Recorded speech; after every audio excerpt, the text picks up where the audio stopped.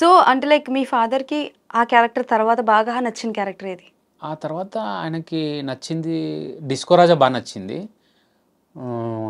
Eagle eagle కూడా చాలా బాగా నచ్చింది. ఈగల్ ఆయన అంటే ఈగల్ ఫస్ట్ టైం ఆయన చెప్పింది ఏంటంటే నచ్చింది బాగా, నువ్వు చాలా బాగున్నావు చూడడానికి, అసలు నువ్వు కాదేమో అన్నట్టున్నావు అవును, ట్రూ ట్రూ. నువ్వు కాదేమో అన్నట్టున్నావు, ఏదో సెపరేట్గా చేసుకొని నువ్వు మేక్ ఓవర్ చేసుకొని చేసినట్టుగా ఉంది. ఇంతకుముందు సినిమాలకి ఇది అసలు ఈ సెపరేట్, ఇది నాకు తెలిసి నీకు దీని నుంచి మళ్ళీ ఇంకా వేరేలాగా వస్తాయి అన్నీ అని అన్నారు ఆయన. ఓకే. నచ్చాయి ఆయన నాకు సినిమాలు. అఫ్ కోర్స్ నేను కొడుకు కాబట్టి అన్నీ నస్తాయి ఆయనకి. నేను ఫ్లాప్ సినిమాలు చేసినా నా క్యారెక్టర్ వర్క్ బాగా చేసావు అంటారు, అవన్నీ ఓకే, నవ్వుతారు. ఎక్కువ నాతో ఎక్స్ప్రెస్ చేయరు, యాక్చువల్ మా మదర్తో చేస్తారు. ఓకే, ఫాదర్స్ అందరూ అంతే. అక్కడ వాళ్ళు ఎలా చేశాడు కదా, బాగున్నాడు కదా, అది మా మదర్ నాకు డైరెక్ట్గా చెప్తారు. ఓకే. మా ఫాదర్ అలా కాదు. ఆయన నాకు లైక్ ఇంతకుముందు చెప్తూ ఏమన్నానంటే ఆయనకి ఎందుకు నన్ను సపోర్ట్ చేయాలనిపించింది లేదా ఆయనకి ఎందుకు ఇష్టం ఇవన్నీ అంటే, ఆయన నేను పుట్టకముందే ఆయన యాక్చువల్గా ఏమంటారు పౌరాణికం ఆర్టిస్ట్, ఆయన థియేటర్ ఆర్టిస్టు. సో ఆయన దాంట్లో డబ్బులు రావట్లేదు, ఏం రావట్లేదు మా తాతయ్య గారు తిడితే ఆయన అవన్నీ మానేసి ముంబైకి వెళ్ళిపోయారు. అక్కడ ఒక డిజైనింగ్గా నేర్చుకొని అక్కడ గార్మెంట్స్లో పనిచేస్తూ అలా అక్కడ సెటిల్ అయ్యారు అన్నమాట. నేను కొన్ని రోజులు చిన్నప్పుడు నేను ముంబైలోనే ఉన్నా. నా 4th క్లాస్, నా 9 ఇయర్స్ అప్పటి నుంచి ఇక్కడ ఉన్నాను నేను హైదరాబాద్లో. సో ఆయనకి ఏంటంటే ఆయనకు కూడా ఉండింటది కదా యాక్టర్గా అనేది. నేను అవ్వలేకపోయింది, నా కొడుకు. సో అది నాకు తర్వాత తెలిసింది. తర్వాత నేను నా ఫస్ట్ సినిమా ఓకే అయింది అన్నాను కదా, ఓకే అయ్యింది అన్నాక ఆయన మా మదర్తో చెప్తే మా మదర్ వచ్చి మా మదర్ చెప్తుంటే నేను విన్నాను. లైక్ బ్లడ్లో ఉంటుంది చూడరా ఒక గర్వంగా అనమాట ఆయన. ఓకే. అండ్ బహిష్కరణ విషయానికి వస్తే like so many emotions are there అన్నారు కదా. సో మనకి ఎమోషన్స్ అని అంటే music is very very important. So music ఎంతవరకు మెప్పిస్తుంది? తప్పకుండా అండి. సిద్ధార్థ్ గారు చేశారు. ఆయన ఇంతకుముందు కొన్ని సినిమాలు చేశారు. ముఖేష్ గారు లైక్ ఆయన ఏంటంటే అండి, ఎవరి దగ్గరైనా ఆల్మోస్ట్ ఇంకా ఎడ్జ్ వరకు తీసుకుంటారు. అలా నా దగ్గర కూడా తీసుకున్నారు, అలా శ్రీతేజ్ గారి దగ్గర కానీ ఎడ్జ్ అంటే ఇంకేముంది మొత్తం తోడేస్తారన్నమాట. అలా నాకు తెలిసి సిద్ధార్థ్ గారి దగ్గర కూడా నాకు తెలిసి మ్యూజిక్కే 7-8 నెలలు పట్టింది అనుకుంటా. ఒరిజినల్ స్కోర్ కోసం ఒరిజినల్గా ఆ ఊర్లోకి వెళ్ళి ఆ డప్పులు ఆ సౌండ్లు ఒరిజినల్గా వెళ్ళి వీళ్ళు రికార్డ్ చేసుకున్నారు. నేను మధ్యలో అడిగేవాడిని ఏం జరుగుతుందంటే, పోస్ట్ ప్రొడక్షన్ అయిపోయిందా, ఫస్ట్ కాపీ వచ్చిందంటే లేదు పోస్ట్ ప్రొడక్షన్ జరుగుతుంది, సౌండ్స్ రికార్డింగ్ జరుగుతున్నాయి, బీజిఎం జరుగుతుంది అంటే. ఎన్ని రోజులు చేస్తారండి అంటే, ఒరిజినల్ సౌండ్స్ కోసం గుంటూరు వచ్చాను, ఆ ఊరికి వచ్చాను, ఈ ఊరికి వచ్చాను అనే వాళ్ళు. సో ఆయన సిద్ధార్థ్ గారితో కలిసి ట్రావెల్ అయ్యి వాళ్ళంతా టీం వర్క్గా. సిద్ధార్థ్ గారు కూడా చాలా మంచి, అంటే మీరు ఇప్పుడు ట్రైలర్లో చూస్తే 3 వేరియేషన్స్ ఉంటాయి. స్టార్టింగ్కి, వైలెన్స్కి, ఆ డ్రామాకి 3 వేరియేషన్స్ ఇచ్చారు. దీంట్లో ఆల్మోస్ట్ 8 లైక్ వాల్యూమ్స్ ఉంటాయంట. నేను కూడా వినలా, లైక్ ఒక్కొక్క క్యారెక్టర్కి ఒక వాల్యూమ్ లాగా 8 వాల్యూమ్స్ ఉంటాయి, ఒక 2 సాంగ్స్ ఉంటాయి.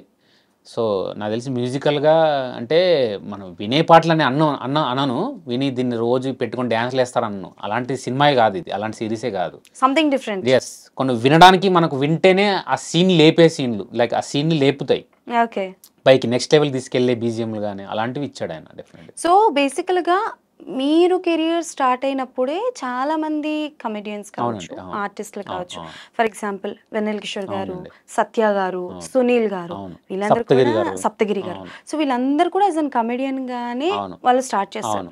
But they all are now heroes. అంటే వాళ్ళు మెయిన్ లీడ్ గా పెట్టి కొన్ని మూవీస్ చేస్తున్నారు. సో ఇప్పటి వరకు భాష గారికి ఆఫర్ ఏం రాలేదా? అంటే అంత ఈజీ కాదండి. ఇప్పుడు వాళ్ళకి వచ్చాయంటే రీజన్ ఏంటంటే, వాళ్ళు యాజ్ ఎ కమెడియన్ గా చాలా స్టార్ రేంజ్కి వెళ్ళారు కాబట్టి ఒక ప్రొడ్యూసర్ నమ్మాడు.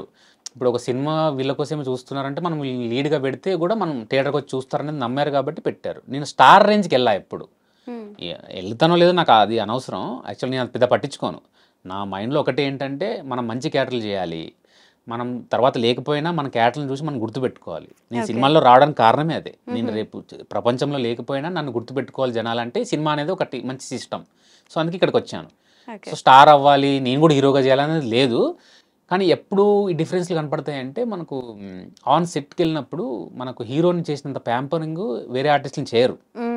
కొత్త హీరో ఉండొచ్చు, పాత హీరో ఉండొచ్చు, హీరో గారు వచ్చారా, హీరో గారికి ఇదిరా, హీరో గారికి అదిరా అని చేసిన అనిపిస్తా. మేము హీరో అయితే ఇంతలా ఉంటుందా, ఆ ఒక్క క్షణం తప్పించి అరే మనం కూడా హీరో అవ్వాలి, సప్తగిరి అన్న అయ్యారు మనం కూడా అవ్వాలి, లేదా ఇప్పుడు సుహాస్ అయ్యారు నేను కూడా అవ్వాలి, అలా ఎప్పుడు లేదండి. కంపారిజన్స్ లేదు. ఎందుకంటే ఎవరు వే వాళ్ళది, వాళ్ళు ఆ వేలో వెళ్తున్నారు, లేదా వాళ్ళకి ఆ లక్ ఉంది, అక్కడ తీసుకెళ్ళింది. నేను అసలు అక్కడ ఆలోచించాలి. నేను యాజ్ ఎ క్యారెక్టర్ ఆర్టిస్ట్గా తీసుకుంటున్నాను, నేను హీరోగా ట్రై చేయట్లా, అసలు నాకు ఆ మైండ్లో లేదు.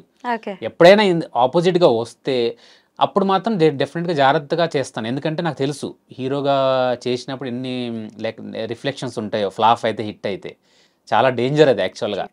చాలా డేంజర్. హిట్ అయితే పర్లేదు కానీ ఫ్లాప్ అయితే మాత్రం చాలా డేంజర్గా ఉంటుంది. చాలా వరకు కొంత గ్యాప్ వచ్చేస్తుంది. సో అది అప్పుడు మాత్రం ఒకవేళ వస్తే చేయను అని అనను, చూస్ చేసుకుంటాను. లైక్ ఇది బాగుంది, వీళ్ళు చేస్తారు, లేదా నేను ఇది చేయగలను, ఈ క్యారెక్టర్ మనకైతే బాగుంటుంది అనుకుంటే చేస్తా. Okay. So now you are coming with Bahishkarana. And Bahishkarana తర్వాత ఏం ప్రాజెక్ట్స్ రాబోతున్నారు? బహిష్కరణ తర్వాత అంటే మీకు ఒకటి రిలీజ్ కంటే సప్తగిరి గారితో ఒకటి చేశానండి, పెళ్లిగాని ప్రసాద్ అని. అది వస్తుంది, అది కూడా మంచి రోలు. ఇంకేముంది, మిరాయిలో కూడా ఉన్నాయి, అవన్నీ ఉన్నాయి. అవి షూట్ లో ఉన్నాయి కదా, రిలీజ్ కి సంబంధించి చెప్తున్నాం. రిలీజ్ లైక్ అయిపోతాయి ఈ ఇయర్ లో అన్నట్టుగా. అవన్నీ ఇప్పుడే అవ్వవు, స్వయం ఇవన్నీ ఎప్పుడవుతాయి కూడా తెలియదు. సో అలా షూట్ లో ఉన్నాయి అయితే చాలా జరుగుతున్నాయి. షూట్ లో కొత్త హీరోస్ తో, లైక్ కొత్త వాళ్ళతో చేయడానికి ఎక్కువ ఇష్టపడుతున్నాను. రీజన్ అంటే ఏం లేదు, చిన్న ఇది ఇప్పుడు స్టార్ హీరోలతో ఉంటే మనం కొంచెం జాగ్రత్తగా చేయాలి, కొత్త వాళ్ళతో ఉంటే మన ఏజ్ గ్రూప్ ఫ్రీడమ్ ఉంటుంది, బాగా కొత్త డైరెక్టర్ ఉంటారు, బాగా చేయొచ్చు అనే ఫీలింగ్. ఇంతే, ఇంకేం లేదు. ఎవరైనా ఎప్పుడైనా ఎగ్గొట్టారా అండి? షూటింగ్స్ అయిపోయిన తర్వాత ఎంత పోగొట్టుకున్నారు? నా లిస్ట్ కూడా ఉంటుంది, దాదాపు ఎంత రౌండ్ లాక్స్ లోనే నాకు తెలిసి ఒక 4 to 5 lakhs. 4 to 5 lakhs. ఒకరు 50,000 అని, ఒకరు 30,000 అని, ఒకరు 5,000 అని. మళ్ళీ రావు అంతే ఇంకా అవి. ఓకే. సో ఎలాగో బిగ్ బాస్ గురించి మీ డైరెక్టర్ కూడా బిగ్ బాస్ ప్రోమోలు ఎక్కువ చేస్తున్నారు కాబట్టి, ఏంటి భాషా గారికి బిగ్ బాస్ ఆఫర్స్ వస్తున్నాయంట, రిజెక్ట్ చేస్తున్నారని వినిపిస్తోంది బయట, అది ఎంతవరకు నిజం? యాక్చువల్ ముఖేష్ గారే చెప్పారు నాకు. ఇది స్టార్ట్ అయినప్పుడు ముఖేష్ గారే ఆ సీజన్ 6 or 5 మరి కరెక్ట్ గుర్తులేదు నాకు, 6 ఏనేమో, అడిగారు నన్ను. అక్కడ రిక్వైర్మెంట్ ఉందంట ఒక కమెడియన్ది. సో నా బదులు వేరే వాళ్ళని పంపించారు. అడిగితే ఆయనకి మంచి యాక్సెస్ ఉంది కదా, సో నన్ను అడిగారు వెళ్తావా చెప్తాను నేను అంటే, అయ్యో లేదంటే నాకు అసలు ఇంట్రెస్ట్ లేదు, నాకు అసలు ఫస్ట్ పర్సనల్ ఇంటర్వ్యూస్ చేయడానికి ఇంట్రెస్ట్ లేదు, నా గురించి అందరికి తెలిసిపోతే ఇంకేముండదని అలా హైడ్ చేయాలనుకుంటాను నేను. సో వద్దండి బాబు, చూడడానికి ఇంట్రెస్ట్ ఉంటుంది నాకు, చూస్తాను నేను. చూడడానికి రీజన్ ఏంటంటే సైకలాజికల్ థింగ్స్ తెలుస్తాయి మనకు, ఎవరు ఎలాంటి టైంలో ఎలా బిహేవ్ చేస్తున్నారు, నాకు అది బాగా ఇష్టం. అన్ని అబ్జర్వ్ చేస్తుంటా రియల్ లైఫ్ లో కూడా, అక్కడ కూడా. లైక్ మీరు ఒక చిన్న స్టాఫ్ తో ఎలా బిహేవ్ చేస్తున్నారు, నాతో ఎలా బిహేవ్ చేస్తున్నారు, సో అక్కడ బట్టి మీ క్యారెక్టర్ ని జడ్జ్ చేయొచ్చు మనం ఈజీగా. సో అది దానికోసం చూస్తాను నేను. అక్కడ క్లోజ్ ఫ్రెండ్స్ ఎలా బిహేవ్ చేస్తారు, ఒకవేళ ఆపోజిట్ ఉంటే వాడితో ఎలా మాట్లాడతారు, వాడిని ఎలా రివ్యూని తీసుకోవాలనుకుంటారు. కొంతమంది ఈక్వల్ గానే ఉంటారు, ఎందుకు లేరా వదిలేరా అంత పడదా. సో ఇవన్నీ బాగా ఇంట్రెస్టింగ్ గా ఉంటాయి నాకు దాంట్లో. అది స్క్రిప్ట్ అది ఇది అని అంటారు కానీ నాకు తెలిసిన వాళ్ళు చాలా మంది వెళ్ళారు కదా, చెప్తారు స్క్రిప్ట్ ఏమి ఉండదు, స్క్రిప్ట్ ఎవరిది ఉంటుంది, బిగ్ బాస్ వాళ్ళది ఉంటుంది, వీళ్ళకి ఆ స్క్రిప్ట్ తెలియదు అంతే. అంటే లైక్ ఇప్పుడు వస్తున్న మాట నిజమే, మీరు వద్దండి. ఇన్ ఫ్యూచర్ సంగతి ఏంటి? లేదండి, ప్రస్తుతానికి కదా నాకు అసలు భయమే. నాకు యాక్చువల్ గా వెళ్ళాలని ఉంది, వెళ్ళి ఒకసారి ఒక రోజైనా అట్లా ఉండాలని ఉంది, కానీ తప్పిస్తే కానీ భయం ఉంది చాలా. ఏది మీ ఫేవరెట్ సీజన్? ఫేవరెట్ సీజన్ నాది సెకండ్ సీజన్ అండి. కౌశల్ విన్నర్ అయ్యారు కదా అది. ఇంకా ఆయన సింగర్ ఉన్నారు కదా, రాహుల్ సిప్లిగంజ్ గారు, అది అవి మంచి ఫేవరెట్. అదే బాగా అంటే హైప్ గా ఉండింది. నేను హిందీ కూడా చూస్తాను, సో హిందీతో పోలిస్తే ఆ హిందీకి ఈక్వల్ గా ఉండింది ఫైట్స్ కానీ అవన్నీ భలే ఉండే. హిందీ కూడా చూస్తున్నారని అంటే త్వరలో మేము చూడొచ్చు మిమ్మల్ని బిగ్ బాస్ హౌస్. ఏమో మరి అంత సబ్ కాన్షియస్ ఎక్కడన్నా వెళ్ళిపోతానేమో తెలియదు. Anyways thank you so much. మీ బహిష్కరణ వెబ్ సిరీస్ సూపర్ సక్సెస్ అవ్వాలి అని, మా చిట్టి మా అందరికి అలా ఓన్ అయిపోవాలని మనస్ఫూర్తిగా. జూలై 19th వస్తుంది, మీరు కూడా చూడండి. షూర్, తప్పకుండా చూసి నాకు మెసేజ్ చేయండి. లైక్ ఎలా పక్కాగా నేను మెసేజ్ చేస్తాను, మాట్లాడతాను. అండ్ మీ అప్కమింగ్ ప్రాజెక్ట్స్ వచ్చిన తర్వాత కూడా వి విల్ డిస్కస్. షూర్ అండి. థ్యాంక్ యూ అండి, థ్యాంక్ యూ సో మచ్.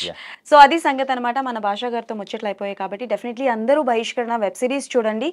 ఎలా ఉంది ఏంటి అనేది కింద కమెంట్స్ లో మెన్షన్ చేయండి. మళ్ళీ ఇంకో ఇంటర్వ్యూతో డెఫినెట్లీ మీ ముందుకు వస్తాను. అప్పటి వరకు కీప్ వాచింగ్.